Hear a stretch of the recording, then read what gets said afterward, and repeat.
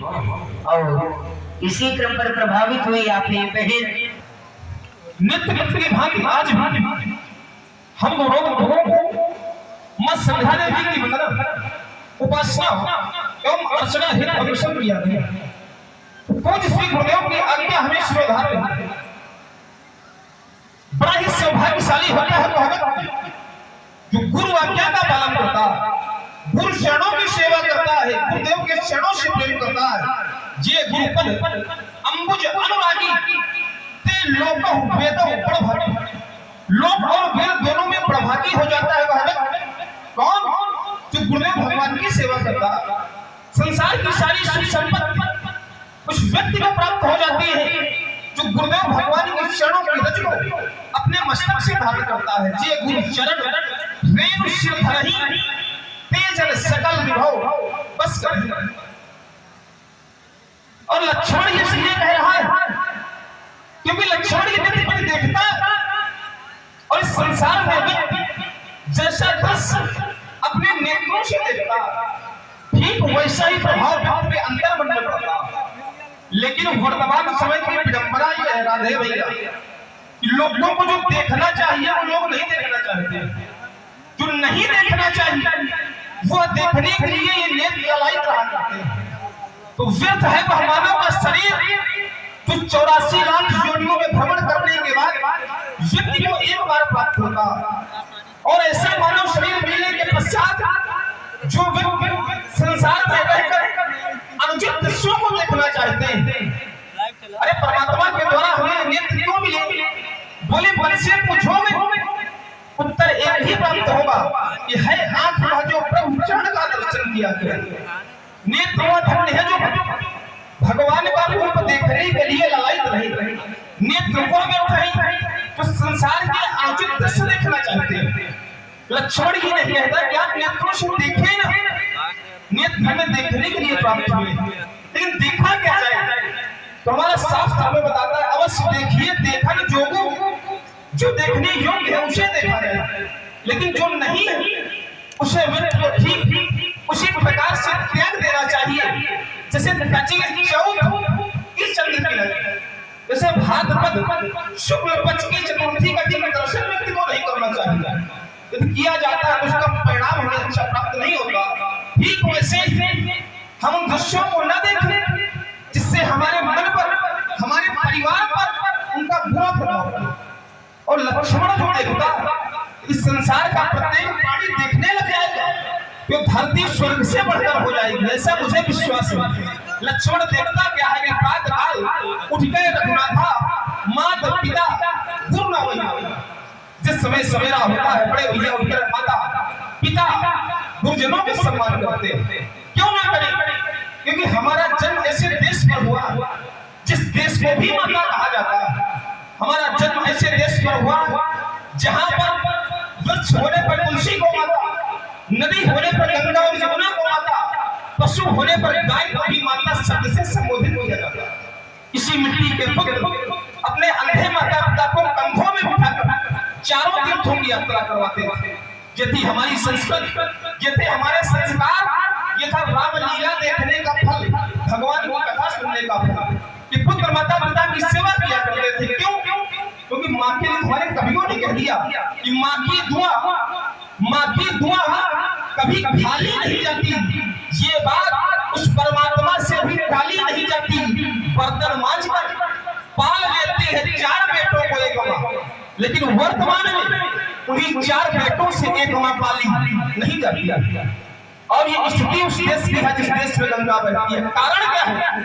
कारण है लोग सोचते हैं किसी मंदिर में चले जाएं, पूजा पाठ कर लेंगे तो हमें सुख संपत्ति की प्राप्ति हो जाएगी।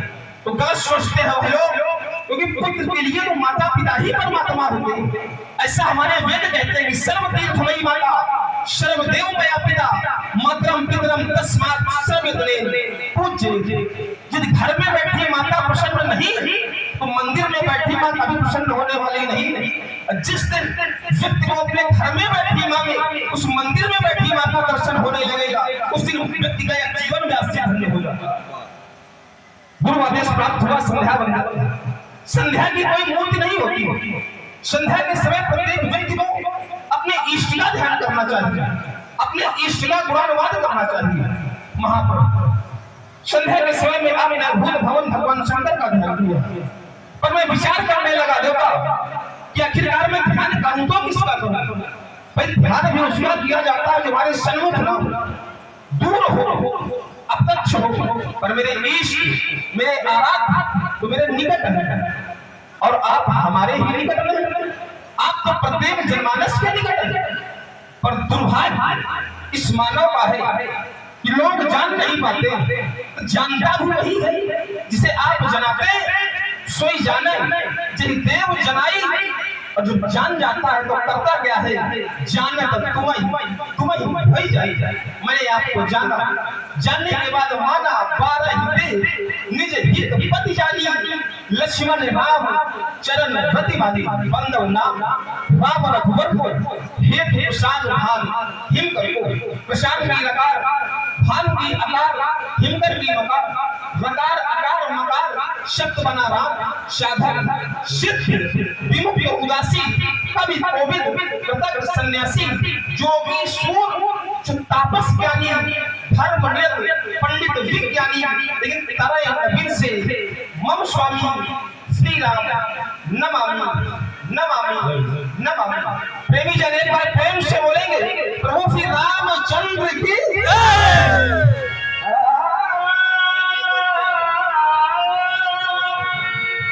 संध्या वंदन करते करते प्रभु श्री राम की दृष्टि पूर्व दिशा की ओर पहुंच गई। पूर्व दिशा में भगवान ने चंद्रमा को देखा, मन में कुछ विचार उत्पन्न हुए।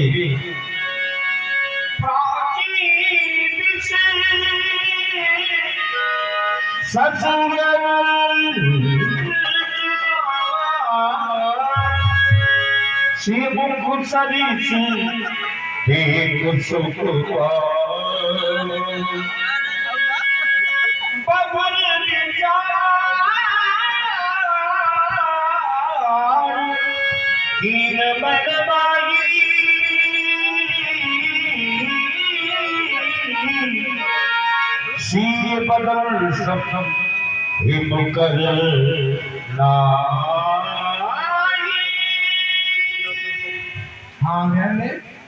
माता जी के पावन श्री चरणों में संध्या करते करते हमारा ध्यान जब गगन मंडल की ओर जाता है तो पता क्या हो कि आकाश मंडल पर शोभा को प्राप्त कर रहा है।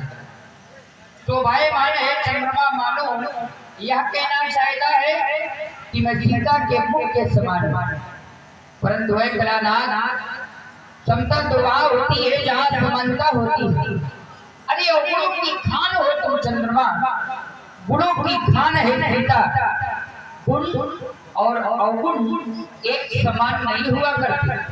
अस्तु चंद्रमा, क्या मैं जानता नहीं हूँ चंदा तेरी कहानी, मैं तुम्हारी कहानियों से सुपरिचित ही नहीं बल्कि सुपरिचित हूँ। इसलिए चंद्रमा, अगर तुम सुनना चाहते हो तो मैं तुम्हें अवश्य सुनाऊंगा तुम्हारी कहानी।